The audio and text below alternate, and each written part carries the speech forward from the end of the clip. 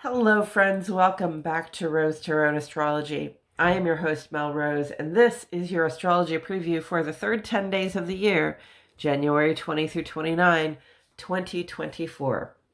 The third 10 days of 2024 are the first 10 days of the Sun's transit in Aquarius, brought to you by the Five of Swords in Tarot.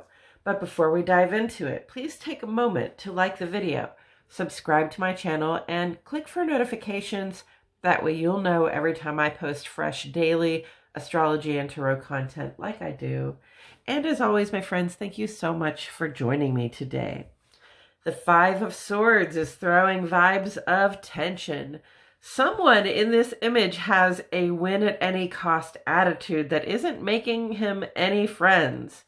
In the end, he may have won the argument, but he lost his opportunity to collaborate, and now he'll have to go it alone.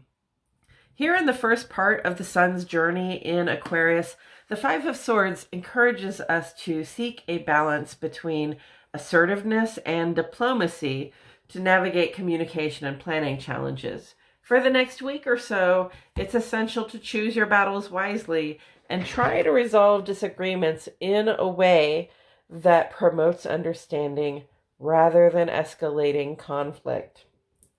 This 10-day segment includes today's Sun and Pluto conjunction, with Pluto moving on into Aquarius. It also includes Venus moving on into Capricorn this Tuesday and the full moon in Leo this Thursday.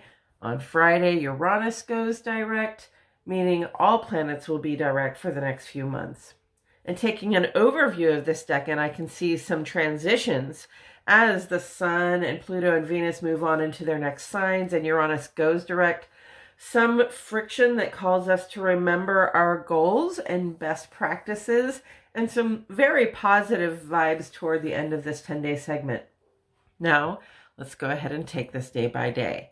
Today is Friday the 20th. Now, I'm recording this at like 10 o'clock at night, so you may not see it until the 21st, but the Sun and Pluto made their annual conjunction this morning, Saturday morning, and then moved on into Aquarius together.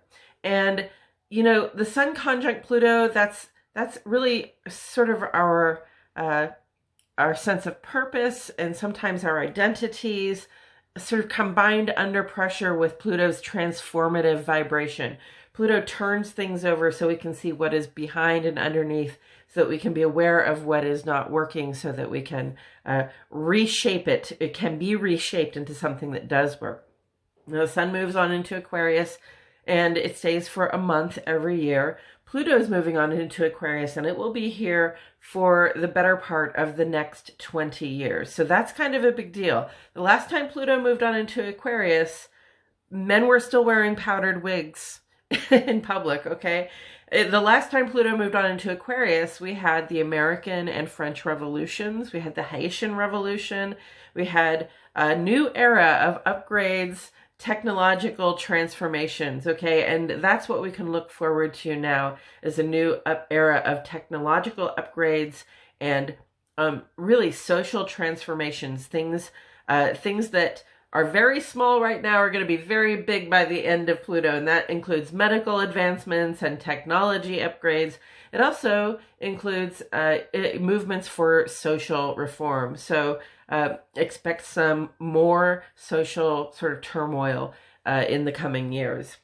Now, Tuesday, Venus moves on into Capricorn, where it will be for approximately a month.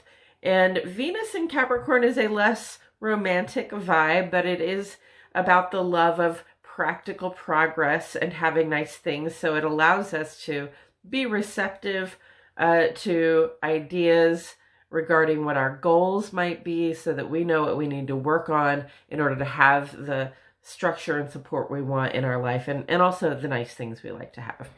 And then on Thursday, the 25th, the full moon in Leo is the culmination of our creative cycle. It's a time to celebrate what we have gotten done so far, the things that we have achieved and accomplished.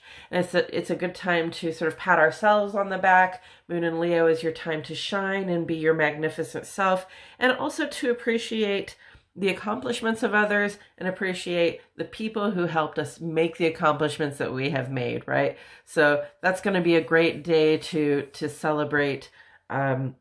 Also that day, Mars has a square to Chiron. So this is action having sort of a friction or a bit of a challenge with our urge to heal or our urge to solve problems, especially personal problems. And it might just be like our actions are not really solving the problem. And so we have to think about trying a different approach, taking a different kind of action. And then something really similar happens here with Mercury the next day. You see that Mercury and Mars are about to go conjunct because they're making the same aspects. Mercury goes square to Chiron the next day on Friday the 26th.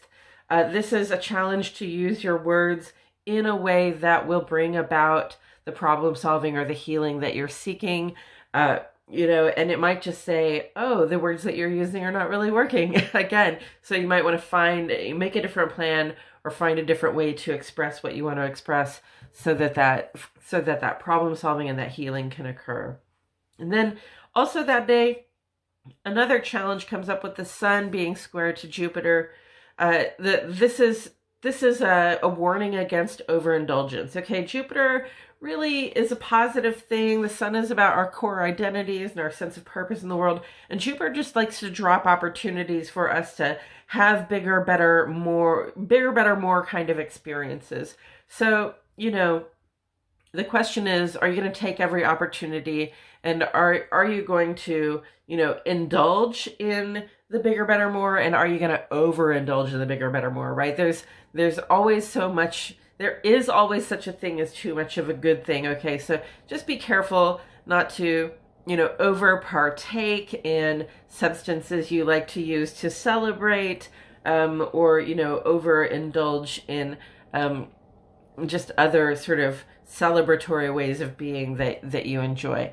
And then Uranus goes direct that day. So that's kind of a really positive thing that happens on this day of challenges. But Uranus going direct, Uranus brings about surprises, okay? It brings about unexpected shifts in perspective, and especially when it has stationed and then it goes direct again. It's been like sort of stationing to turn direct, and that builds up its power. And then when it starts moving direct again, it sort of releases that exciting energy of changes and surprises. And so don't be surprised or, you might be surprised is what I'm saying that day.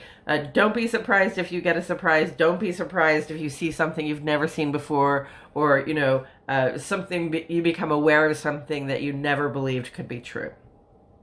Then on Saturday the 27th, Mercury is going to be conjunct with Mars. And this is our words, our thoughts, our plans, combined under pressure with our sense of assertiveness and initiative. And it can lead to some aggressive words. It can lead to some assertive planning. Okay, so we can use that to our advantage. Conjunct doesn't have to be negative or positive. It's really kind of what we do with it. But be aware that there might be a little bit more fire, a little bit more push, a little bit more intention to make an impact behind the words and the plans that we create on Saturday, okay? And it comes in also with this lovely vibe of Venus sextile Saturn. Venus and Saturn get together, and it's beautiful too, because Venus just went into Capricorn, where Saturn rules Capricorn. We've seen this happen again and again now because Saturn is in Pisces, which is sextile to Capricorn. And so every time a planet enters Capricorn right now, it almost immediately makes this beautiful sextile to Saturn, which means Saturn is working with you. Saturn is that stern coach that you never can really quite seem to please. Saturn is the taskmaster. It reminds you of your commitments and your responsibilities and the stuff you gotta do to get the nice things and the support that you want and need in your life. So when Venus is working sextile with Saturn, this is a very generative vibe. It's very positive. It says we can create the things that we want, the nice things that we'd like to have. We can create that stability, that support, and even that positive regard that we want from people. If we work in a forthright way on the things that represent responsibilities and commitments for us. Okay, if we work in a forthright way to develop a positive security, we will be able to achieve that. And then on Sunday and Monday, look at all those trines. We went from square, square, square to a conjunction, which is kind of neither negative nor positive, and then right into these very positive aspects. First, we start with Mercury trine Uranus on Sunday the 28th. And this is, Uranus, like I said, brings excitement, it brings surprises, it brings shakeups in our perception, and it sort of shakeups even in the technology that we're using. So that trine makes it easy for us to digest that and sort of incorporate it into what it is that we're trying to do, into our plan and into our communications. So maybe when Uranus went direct, that's the surprise that we're bringing forward, and you're like, okay, I can make a plan around this. I can include this in my plan and maybe make myself a little bit more of an advancement as well, using the new information, right? Not relying on old information when we have new information, not relying on old technology when we have new technology. That's Mercury trine Uranus, and it's going to be really easy, almost natural for us to do it. And then that same day, Venus goes trine to Jupiter. So after making this beautiful vibration with Saturn, where we can really create something positive in terms of security, stability, now, we get this opportunity where it's almost like you don't have to do anything, but opportunities to receive what you like, love, and can't get enough of are just there for you. They come very easily. They don't even really come with a warning against overindulgence. You can just sort of sit back and enjoy receiving the grace, the light, the beauty, and the expansion that Jupiter brings in your life. And then on Monday, the 29th, Mars is trine to Uranus. Mercury, see, they went conjunct. They made the same aspects here, and then they conjuncted, and now as they're parting from their conjunction, because Mercury doesn't stay very long, now that they're making the same aspects sort of one after the other again. Mars trine to Uranus, this is your plan, this is your actions, okay? So Mars is an action-oriented vibe. It is about assertiveness and initiation, or having initiative. And in this state of grace with Uranus, it's basically like you're going to see the change, you're going to understand and sort of integrate the change into your plan, and then you can make that pivot just very simply. I was doing one thing, but now I see it's time to try a different approach. I see the way to make the different action to make the progress that I want to make without having a lot of conflict. Okay, so that's it for the third decan, the first 10 days of the Sun's transit in Aquarius, 2024. This continues to be a powerful time for manifesting. Use your words to let the universe know exactly what it is you're trying to build. And the next decan video will go up on Tuesday, January 30, just a few days before the waning half moon in Scorpio. Thanks for tuning in today, friends. Until next time, keep looking up.